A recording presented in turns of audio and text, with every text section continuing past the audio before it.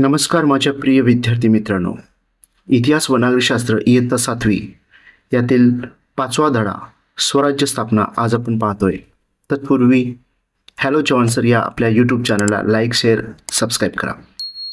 चला, 17व्या शतकांच्या पूर्वार्धात महाराष्ट्रामध्ये छत्रपती शिवाजी महाराज हे युगप्रवर्तक व्यक्तिमत्व उदयास आले.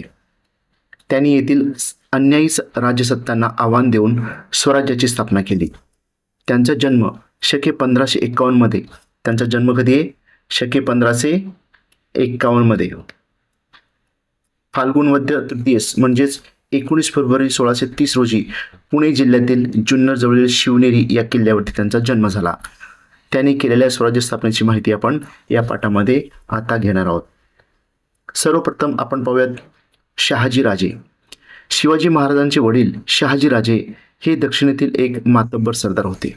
दक्षिण भारतामध्ये शहाजीराजे एक मातब्बर सरदार आहेत आणि त्यांची सरदारकी कोणाकडे आहे? तर निजामशाहीकडे त्यांची सरदारकी आहे. मुघलांनी निजामशाही जिंकून घेण्यासाठी मोहीम हाती घेतली. जे मुघल आहेत, मुघल याने काय केलंय? निजामशाही जिंकून घ्यायची, त्यांना निजामशाहीचा पाडाव करायचा आहे. त्यासाठी त्यांनी एक मोहीम हाती घेतली. मुघलांनी काय केलं? निजामशाही जिंकून घेण्यासाठी एक मोहीम हाती घेतली आणि या मोहिमेमध्ये विजापूरच्या आदिलशहाने मुघलाशी सहकार्य केले. मुघलांनी काय केलं? मुघल स्वतः आणि विजापूरचे आदिलशहा या दोघांची युती झाली. मुघल आणि आदिलशाह या दोघांची युती झाली आणि ती युती मिळून निजामशाहीचा पाडाव करण्यासाठी ती युती झाली आहे. म्हणून विजापूरच्या आदिलशहाने मुघलाशी सहकार्य केले आणि मुघलांचा दक्षिणेमध्ये प्रवेश होऊ नये ही शहाजीराजांची भावना होती. आणि त्याच वेळेला शहाजीराजांना असं वाटत होतं की हे जे मुघल आहेत, ठीक आहे, निजामशाही ठीक आहे, आदिलशाही ठीक आहे या ठिकाणी दक्षिणेमध्ये, परंतु मुघल दक्षिणेमध्ये येता कामा नये असं मनोमन शहाजीराजांना वाटत होतं. परंतु झालं उलट. परंतु मुघल व आदिलशाही यांच्या सामर्थ्यापुढे त्यांचा निभाव लागला नाही आणि 1636 मध्ये निजामशाहीचा पाडाव होऊन ती नष्ट झाली. हे डेट लक्षात राहू द्या. निजामशाहीचा पाडाव कधी झाला? 1636 मध्ये निजामशाहीचा पाडाव होऊन निजामशाही ही नष्ट झालेली आहे. निजामशाहीचे अस्तित्व संपुष्टात आल्यानंतर शहाजीराजे विजापूरच्या आदिलशाहीचे सरदार झाले. मग पुढे निजामशाही समाप्त झाली. निजामशाहीमध्ये शहाजीराजे हे सरदार होते, मातब्बर होते. परंतु निजामशाही संपल्यामुळे शहाजीराजे पुढे विजापूरच्या आदिलशाहीचे सरदार झाले. शहाजीराजाकडील भीमा व नीरा या नद्यामधील पुणे, सुपे, इंदापूर व चाकण हे परगणे हा त्यांचा मूळ जहागीरीचा जो मुलूक आहे तो आदिलशहाने त्यांच्याकडेच ठेवलेला आहे. आणि आदिलशहाकडून त्यांना कर्नाटकमध्ये बंगळुरू व त्याच्या आसपासचा प्रदेश जहागीर म्हणून दिलेला आहे. म्हणजे या ठिकाणी असं झालं की शहाजीराजे आधी निजामशाहीमध्ये सरदार म्हणून होते आणि निजामशाहीचा जसा पाडाव झाला तसे शहाजीराजे विजापूरच्या आदिलशहाकडे ते सरदार राहिले. विजापूरच्या आदिलशहानी शहाजीराजाकडील ऑलरेडी जो भाग होता म्हणजेच भीमा व नीरा या नद्यामधील पुणे, सुपे, इंदापूर व चाकण हे जे परगणे होते, हे मूळ परगणे ह्याचा जो मूळ जहागीरीचा जो मुलूक आहे तो आदिलशहाने त्यांच्याकडेच ठेवला, म्हणजे शहाजीराजाकडेच ठेवला.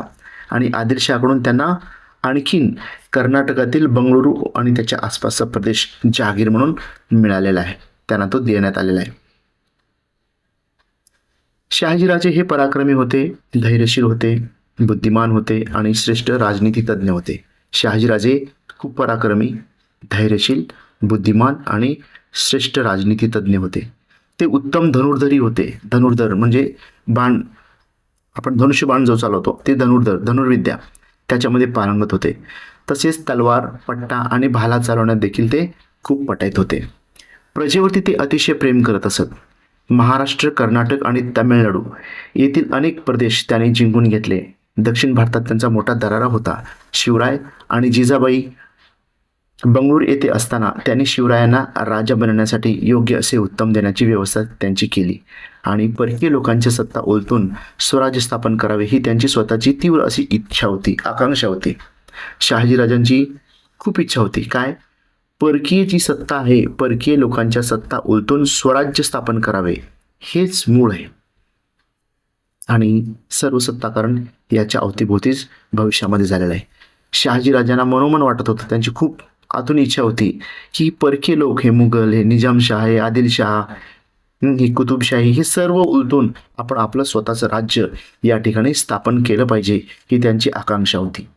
म्हणून त्यांना स्वराज्य संकल्पक असे म्हटलेले आहे. परीक्षेमध्ये कदाचित एका वाक्यासाठी हा प्रश्न येऊ शकतो, स्वराज्य संकल्प कोणाला म्हणतात, स्वराज्य संकल्पक कोणाला म्हणतात? तर आपलं उत्तर असायला पाहिजे, स्वराज्य संकल्पक छत्रपती शहाजी महाराज, म्हणजे शहाजी महाराजांना आपण, शहाजीराजांना स्वराज्य संकल्पक असे म्हणतो. त्याने शिवराय आणि जिजाबाई यांना विश्वासू व कर्तबगार सहकार्यानिशी बंगलोरहून पुण्याला पाठवलेले. बाल शिवाजी आणि माता जिजाबाई यांना पुण्याला त्यांनी पाठवलेले आहेत. वीर माता जिजाबाई बुलढाणा जिल्ह्यातील सिंदखेड राजा येथील मातबर सरदार लखुजी राजे यांच्या कन्या आहेत. कोण?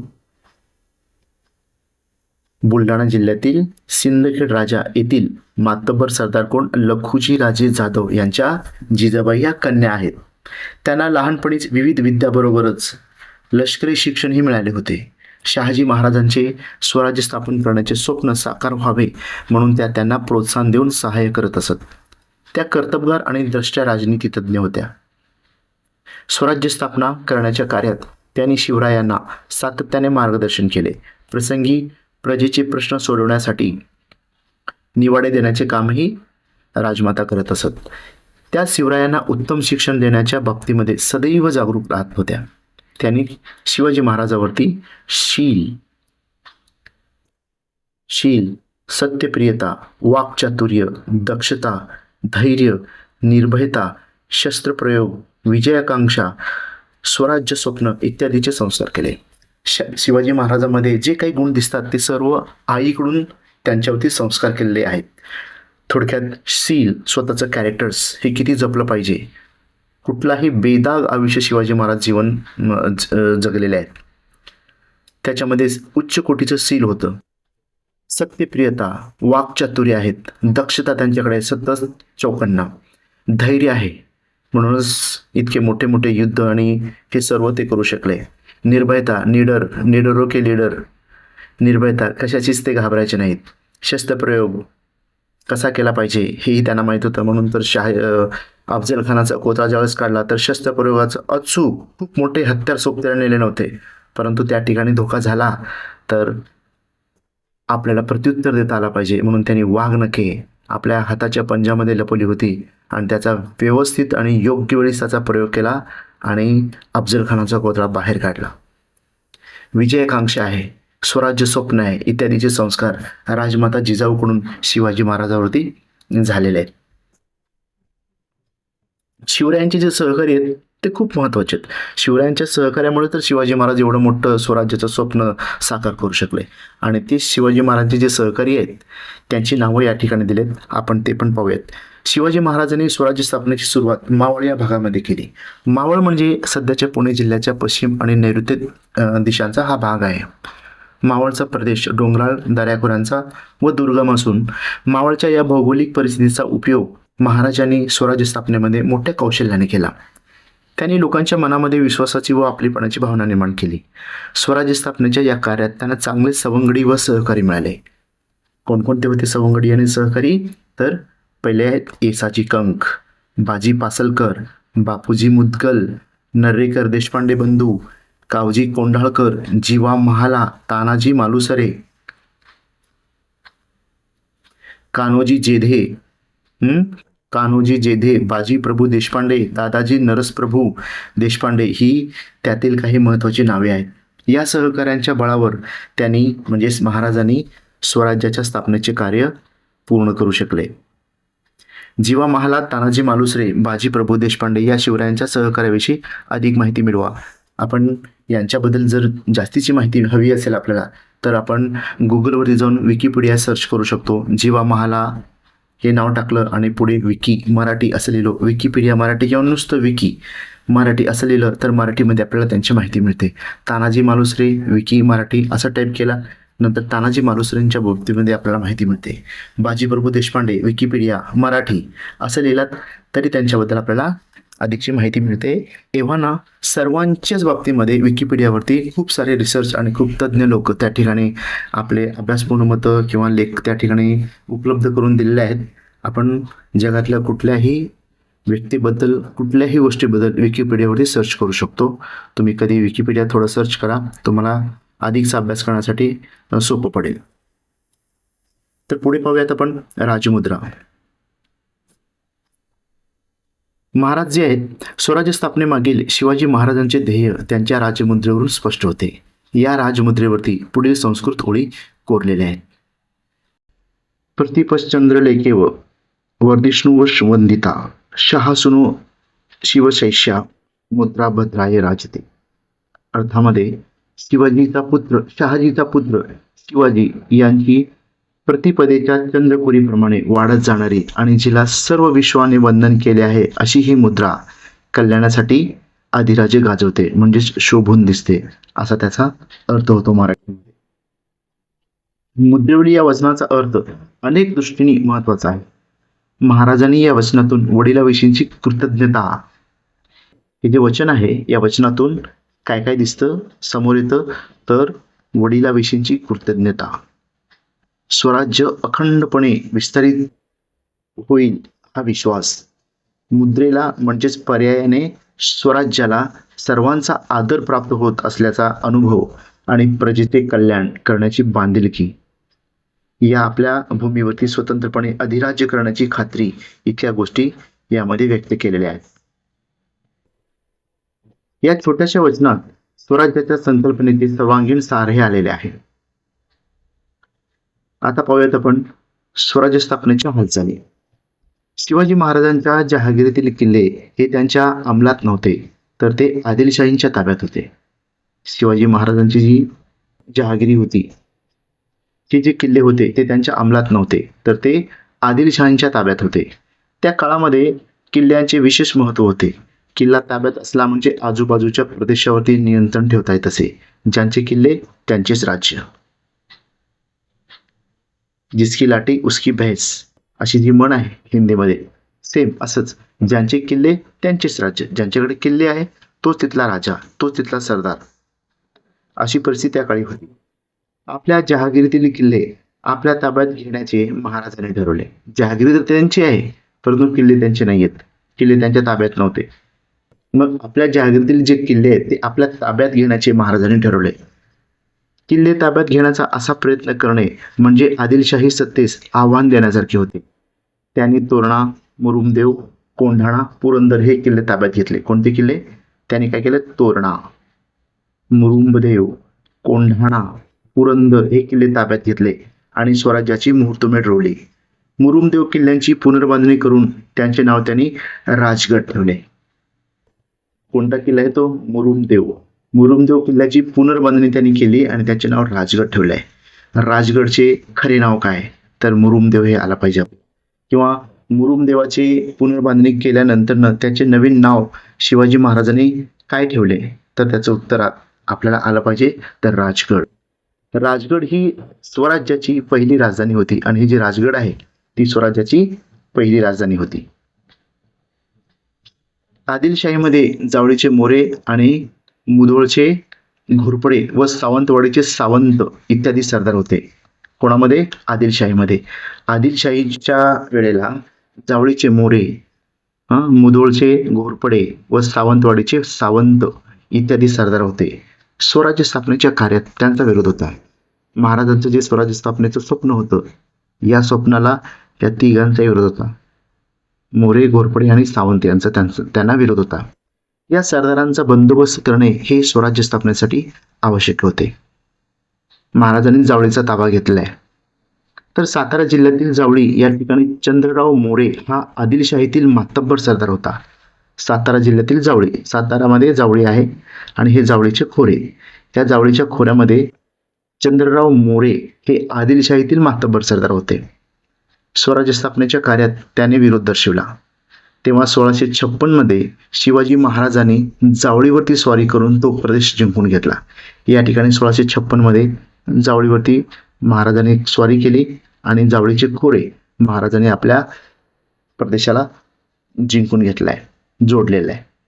तेथे आपले ठाणे वसवले. नंतर रायगडही जिंकून घेतले. जावळीची प्रचंड संपत्ती त्यांच्या हाती पडली आणि या विजयानंतरनं त्यांच्या कोकणातील हालचाली वाढल्या. कोणत्या विजयानंतरनं? जावळीचे खोरे जिंकल्याच्या नंतरनं. जावळीचे खोरे जिंकले, त्यानंतर रायगडही जिंकले आणि हे केल्यानंतरनं त्या ठिकाणी ठाणेही देखील त्यांनी वसवलेले आहेत रायगड जिंकून. मग जावळीची प्रचंड जी संपत्ती आहे, प्रचंड संपत्ती ही त्यांच्या हाती लागल्यानंतरनं या विजयानंतरनं त्यांच्या कोकणातील हालचाली वाढलेल्या आहेत. त्यांनी जावळीच्या खोऱ्यामध्ये प्रतापगड हा किल्ला बांधला. प्रतापगड किल्ला कोणी बांधला? छत्रपती शिवाजी महाराजांनी. आणि कुठे? जावळीच्या खोऱ्यात. जावळीच्या खोऱ्यात प्रतापगड हा किल्ला त्यांनी बांधला. या विजयामुळे त्यांचे सामर्थ्य सर्व प्रकारे वाढलेले. त्यांचे म्हणजे शिवाजी महाराजांचे सामर्थ्य वाढले, कारण प्रतापगड सारखा एकदम भव्य दिव्य किल्ला त्या ठिकाणी बांधल्यामुळे महाराजांचे सामर्थ्य हे वाढलेले आहे. शिवाजी महाराजांनी त्यानंतरनं कल्याण व भिवंडी ही ठिकाणेही जिंकून घेतले. त्यामुळे पश्चिम किनारपट्टीवरील सिद्धी, पोर्तुगीज, इंग्रज या सत्याशी त्यांचा संबंध आला. महत्वाचं आहे. जे सुरुवातीला जे आफ्रिकेवरून आलेले जे सिद्धी होते, हे सिद्धी आले होते कुठून? आफ्रिकेवरून. इंग्रज हे सिद्धी आले होते आफ्रिकेवरून. पोर्तुगीज होते, इंग्रज होते, डच होते. ही जी लोक होती तर त्यांच्याशी महाराजांचा संबंध आलेला आहे. या सत्ताशी संघर्ष करायचा असेल तर आपल्याला प्रबळ असे आरमार उभारले पाहिजे, हे त्यांच्या लक्षात आले.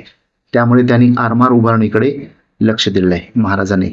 आणि हे सगळं पश्चिम किनारपट्टीवरती होती, म्हणजे वरती दादरा नगर हवेलीपासून खालपर्यंत जो समुद्र किनारा लाभलेला आहे महाराष्ट्राला, तिथपर्यंत यांचं त्या ठिकाणी प्राबल्य होतं. कोणाचं? सिद्धी, पोर्तुगीज, इंग्रज यांचं होतं. तर या ठिकाणी आपल्याला जर ताकद वाढवायची असेल तर आपण काय केलं पाहिजे?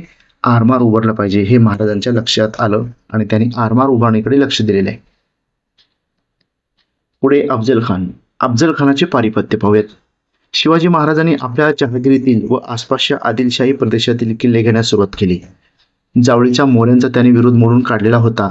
कोकण किनारपट्टीवर स्वराज्य स्थापनेच्या कार्यामध्ये गती तर मिळालीच, या सर्व गोष्टी हे आदिलशाहीस आव्हान होते. यावेळी आदिलशाहीचा कारभार बडी साहेबीन पाहत होती. बिजापूरचे आदिलशाह त्यांची तिथली जी कारभारीण होती, कार्यभार जे सांभाळली होती साहेबीन, हे त्यानं पाहिलं. शिवाजी महाराजांचा बंदोबस्त केला पाहिजे असे तिला वाटत होते. म्हणून तिने काय केलं? आदिलशाहीतील अफजल खान या बलाढ्य व अनुभवी सरदारास शिवाजी महाराजावरती चालून जाण्यास सांगितलंय. म्हणजे अफजल खानाला त्यांनी सुपारी दिली किंवा विडा दिला की शिवाजी महाराजांना तुम्ही पकडून तरी आणा, नाहीतर मारून तरी टाका, हे त्यांना शिवाजी महाराजांना त्यांनी अफजल खानाला त्यांनी सांगितलेलं होतं. अफजल खान विजापूरवरून वाई येथे आला. पुढे अफजल खान विजापूरवरून वाई येथे आला. त्याला वाई प्रांताची चांगली माहिती होती.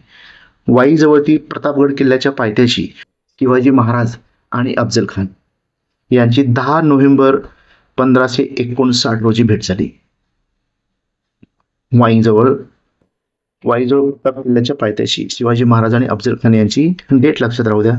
10 नोव्हेंबर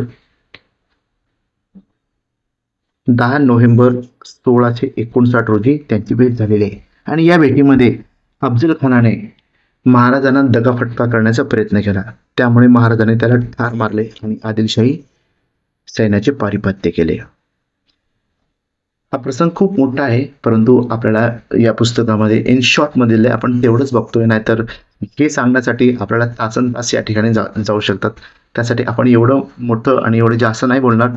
जे टू द पॉइंट आहे आपण त्याच विद्यार्थ्यांना तुमच्यासाठी हे करतोय. अफजल खानाच्या वधानंतर महाराजांनी लढाईतील जखमी सैनिकांची भरपाई दिली. अफजल खानाचा वध झाला. जे महाराजांचे सैनिक लढले आणि जखमी झाले होते त्यांना महाराजांनी भरपाई दिलेली आहे. ज्याने लढाईमध्ये चांगली कामगिरी केली त्यांना महाराजांनी बक्षीस दिले. आणि अफजल खानाच्या सैन्यातील जे सैनिक व अधिकारी त्यांच्या सैन्याच्या हाती लागले त्यांना त्यांनी चांगली वागणूक दिलेली आहे. आता सिद्दी जोहरची स्वारी. अफजल खानाच्या पारिपत्यानंतरनं महाराजांनी पारिपत्य म्हणजे त्यांचं नष्ट केल्यानंतरनं अफजल खानाच्या पारिपत्यानंतरनं महाराजांनी आदिलशाहीतील वसंतगड, पन्हाळा व खेळणा हे किल्ले जिंकून घेतले. अफजल खानाचं पारिपत्य केलं समाप्त. मग महाराजांनी काय केलं? आदिलशाहीतील वसंतगड, पन्हाळा व खेळणा हे किल्ले जिंकून घेतले. खेळणा किल्ल्यास त्याने विशाळगड असे नाव दिले. आता विशाळगडाचे मूळ नाव काय? खेळणा किंवा खेळणा या नावास शिवाजी महाराजांनी कोणते नाव दिले? खेळणा या किल्ल्यास शिवाजी महाराजांनी कोणते नाव दिले? तर विशाळगड हे नाव दिले. हे आपल्याला माहिती पाहिजे. किंवा जोड्याजुळामध्ये विशाळगड एका बाजूला अ गटात असेल आणि ब गटामध्ये खेळणा असेल तर आपल्याला त्यांची जोडी जुळवता आली पाहिजे. महाराजांचा बंदोबस्त करण्यासाठी आदिलशहाने इसवी सन 1660 मध्ये सिद्दी जोहर या कर्नूल प्रांताच्या सरदारास महाराजावरती चालून जाण्यास सांगितले. पुढचं संकट महाराजांच्यावर आदिलशहाने काय सांगितलंय? 1660 मध्ये काय? सिद्दी जोहर याला महाराजांच्या वरती चालून जाण्यास सांगितलंय. अफजल खान कधी आला होता? या ठिकाणी डेट आठवते?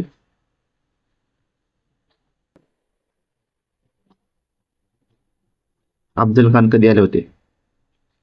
10 नोव्हेंबर 1659 आणि लगेच पुढच्याच वर्षी 1660 मध्ये कोण आलेलं आहे? सिद्दी जोहर. 1660 मध्ये सिद्दी जोहर हे महाराजावरती चालून आले. सिद्दी जोहरच्या मदतीत रुस्तुम ए जमान व बाजी घोरपडे आणि अफजल खानचा मुलगा फाजल खान हेही होते. सिद्दी जोहरच्या मदतीत त्यांच्या मदतीला कोण होते? रुस्तुम ई जमान, बाजी घोरपडे. आपले बाजी प्रभू देशपांडे नाही, नावामध्ये थोडं साधर्म्य असल्यामुळे तुम्हाला आता क्लिअर करतो. बाजी घोरपडे हे वेगळे आहेत आणि आपले बाजी प्रभू देशपांडे हे वेगळे आहेत. रुस्तुम ई जमान, बाजी घोरपडे आणि अफजल खानचा मुलगा हा फाजल खान हेही त्या ठिकाणी या सिद्धीच्या सोबतीला आले होते. या परिस्थितीमध्ये शिवाजी महाराजांनी पन्हाळा किल्ल्यावरती आश्रय घेतला. आता त्यांचा जो पन्हाळा किल्ला आहे त्या किल्ल्यावरती शिवाजी महाराजांनी आश्रय घेतलेला आहे. सुमारे 5 महिने सिद्धीच्या सैनिकांचा पन्हाळ्यास वेढा होता. ऊन, वारा, पाऊस, ताप हे सिद्धीचे सैनिक पन्हाळगडावरती जाऊ शकत नव्हते. पन्हाळगड सर करता येणं कठीण होतं, परंतु त्यांनी खालीच वेढा देऊन त्या ठिकाणी बसले होते. 5 महिने झाले, सिद्धीचा काय तिथून वेढा हटतच नाहीये. वेढ्यातून बाहेर पडणे महाराजांना कठीण झाले. नेतोजी पालकरने बाहेरून सिद्धीच्या सैन्यावरती हल्ला करून वेढा उठवण्याचा प्रयत्न केला, परंतु त्याचे सैन्य थोडे असल्याने हा प्रयत्न त्यांचा यशस्वी झाला नाही. कारण सिद्धीकडे प्रचंड सैन्य होते, हत्ती होते, घोडे होते, तोफखाना होत्या, सगळे होते त्याच्याकडे. त्यामुळं आणि त्यांचा जो नेतोजी पालकर ज्याने छोटंसं एक प्रयत्न केला होता वेढा उठवण्याचा, परंतु त्यांच्याकडे थोडे सैनिक असल्यामुळे त्यात त्यांना यश आले नाही. सिद्धी वेढा उठवेल अशी चिन्हे काही दिसत नव्हती, म्हणून महाराजांनी सिद्धीशी बोलणी सुरू केली. त्यामुळे सिद्धीने पन्हाळगडास दिलेल्या वेढ्यामध्ये शिथिलता निर्माण झालेली. या शिथिलतेचा फायदा महाराजांना झाला. या प्रसंगी गडावरील शिवा काशीद या बहादूर तरुणाने पुढाकार घेतला. शिवा काशीद महाराजासारखे दिसायचे, वेशभूषा केल्यानंतर डिक्टो महाराजासारखे दिसायचे. कोण? शिवा काशीद, ज्यांना आपण डुप्लिकेट सुद्धा म्हणतो. या प्रसंगी गडावरील शिवा काशीद या बहादूर तरुणाने पुढाकार घेतला. तो दिसायला शिवरायासारखाच होता. त्याने शिवाजी महाराजांची वेशभूषा करून तो पालखीत बसला. पालखी राजदिंडी दरवाजातून बाहेर पडली. सिद्धीच्या सैन्याने ती पालखी पकडली. प्रसंग बाका होता. शिवा काशीदने या प्रसंगी स्वराज्यासाठी बलिदान केले. दरम्यान शिवाजी महाराज दुसऱ्या अवघड वाटेने गडाबाहेर पडले. या ठिकाणी शिवा काशीदला सिद्धीच्या सैन्याने पकडलेला आहे. प्रसंग बाका झालेला आहे आणि या ठिकाणी स्वराज्यासाठी शिवा काशीद बलिदान झाले, म्हणजे शिवा काशीदचं त्यांनी हत्या केलेली आहे. दरम्यानच्या वेळेमध्येच शिवाजी महाराज हे दुसऱ्या अवघड वाटेने गडाबाहेर पडले. त्यांच्यासोबत बाजी प्रभू देशपांडे हे महाराजासोबत होते आणि बांदल देशमुख यासह निवडक सैनिक हे राजेसोबत होते. शिवाजी महाराज पन्हाळगडाच्या वेढ्यातून बाहेर पडून विशाळगडाकडे निघाले. ही बातमी सिद्धीस समजली. ज्यावेळेस ही बातमी सिद्धीला समजले की शिवाजी महाराज पन्हाळगडाच्या वेढ्यातून बाहेर पडले आहेत आणि आपल्यासमोर जो होता तो शिवाकाशीत होता, जो त्यांच्यासारखाच हुबेहूब दिसायचा, तर आपल्याला फसवलेलं आहे हे त्यांच्या सिद्धीच्या लक्षात आले. मग सिद्धीच्या सैन्याने त्यांचा पाठलाग केला. शिवरायांनी सिद्धीच्या सैन्यास विशाळगडाच्या पायथ्याजवळ थोपवण्याची जबाबदारी बाजीप्रभू देशपांडे यांच्याकडे सोपवली. बाजीप्रभू देशपांडे यांच्याकडे ही जबाबदारी होती की सिद्धीचे जे सैनिक आहेत त्यांना विशाळगडाच्या पायथ्याशीच थोपवलं पाहिजे, तिथं लढलं पाहिजे. बाजीप्रभूने गजापूरजवळील घोडखिंडीमध्ये त्या सैन्यास अडवले. बाजीप्रभूंनी काय केलेलं आहे, गजापूरजवळील घोडखिंड आहे त्या ठिकाणी, खिंड म्हणजे अतिशय आखूड भाग असतो, प्रदेश असतो तो, ज्याच्यातून फक्त एका वेळेस फक्त एक नाही तर दोनच घोडे जाऊ शकतात, इतकी आखूड ती खिंड असते. त्या खिंडीमध्ये बाजीप्रभूने सिद्धीच्या सैन्याशी मुकाबला केलेला आहे. बाजीप्रभूने पराक्रमाची शर्त केली, परंतु या संघर्षामध्ये त्यांना वीरमरण आलेले आहे. कोणाला? बाजीप्रभू देशपांडेंना. त्याच्या सैन्याने सिद्धीच्या सैन्याला थोपून धरल्यामुळे महाराजांना विशाळगडाकडे कूच करणे हे शक्य झाले.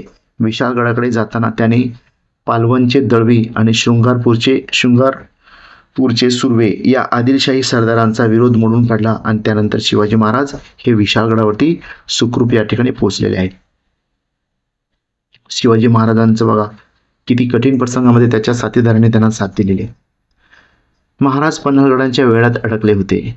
त्याच वेळी दिल्लीच्या तख्तावरती असलेल्या औरंगजेब बादशाने मुघल सरदार शाहिस्ते खान यास दक्षिणेमध्ये पाठवले. सुरुवातीला अफजल खान, त्याच्यानंतर सिद्दी जौहर, आता कोण आहेत? तिसरे आहेत शाहिस्ते खान. हे शाहिस्ते खान याला दक्षिणेमध्ये पाठवले. कोण? औरंगजेब. त्याने पुणे प्रांतावरती स्वारी केली. कोण? शाहिस्ते खानाने. त्यावेळी शिवाजी महाराजांचा आदिलशाहीशीही संघर्ष सुरू होता. अशा परिस्थितीमध्ये दोन शत्रूबरोबर एकाच वेळी लढणे ही गोष्ट बरोबर होणार नाही हे शिवाजी महाराजांच्या लक्षात आले. शिवाजी महाराज सुरुवातीला काय करत होते, विजापूरच्या आदिलशहाशीच त्यांचे लढाई होत होत्या. त्यापैकी मोठी म्हणजे अफजल